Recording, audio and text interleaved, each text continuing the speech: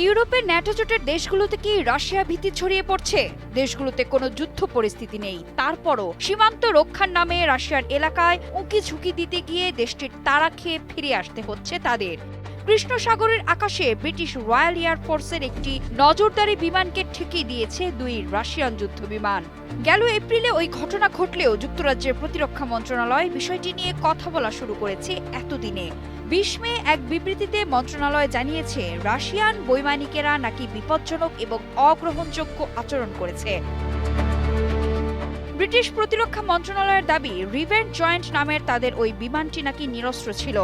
ন্যাটোর পূর্ব সীমান্ত সুরক্ষায় কৃষ্ণ সাগরের আন্তর্জাতিক আকাশসীমায় নিয়মিত নজরদারি চালাচ্ছিল।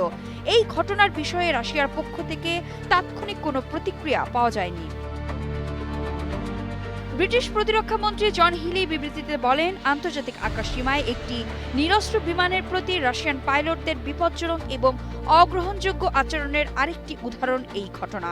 এই ধরনের কর্মকাণ্ড মারাত্মক দুর্ঘটনা এবং পরিস্থিতি আরও উত্তপ্ত হওয়ার গুরুতর ঝুঁকি তৈরি করে।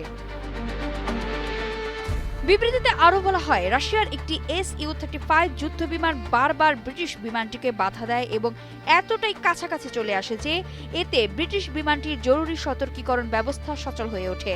এছাড়া একটি রাশিয়ান Su-27 যুদ্ধবিমান ৬ বার ব্রিটিশ বিমানটির খুব কাছ দিয়ে উড়ে যায়, যার মধ্যে একবার এটি নজরদারি বিমানটির সামনের অংশ থেকে নাকি মাত্র ৬ মিটার দূরত্বে ছিল। ২১ মের বিবৃতিতে আরও জানানো হয়, এই আকাশসীমা লঙ্ঘনের ঘটনাটি নিয়ে প্রতিরক্ষা এবং পররাষ্ট্র মন্ত্রণালয়ের কর্মকর্তারা চলতি সপ্তাহে রাশিয়ান দূতাবাসে আনুষ্ঠানিকভাবে অভিযোগ জানিয়েছেন। বিবৃতিতে উল্লেখ করা হয়, ২০২২ সালের পর যুক্তরাজ্যের কোনো নজরদারি বিমানের বিরুদ্ধে এটি রাশিয়ার সবচেয়ে বিপজ্জনক পদক্ষেপ। ওই ঘটনার কিছুদিন আগেই হিলি ঘোষণা করেছিলেন যে গুরুত্বপূর্ণ সমুদ্র গর্ভস্থ ক্যাবেল এবং পাইপলাইনের কাছাকাছি যুক্তরাজ্যের উত্তরে আটলান্টিক মহাসাগরে মাসব্যাপী এক গোপন অভিযানে থাকা ৩টি রাশিয়ান সাবমেরিনকে রয়্যাল নেভি নজরে রেখেছে এবং তাড়িয়ে দিয়েছে। ৯ এপ্রিল ওই নজরদারি অভিযানের বিস্তারিত তথ্য প্রকাশ করেন তিনি।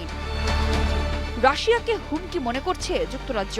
দেশটির ওই নজরদারি অভিযানে প্রায় ৫০০ জন কর্মী নিয়োজিত ছিলেন।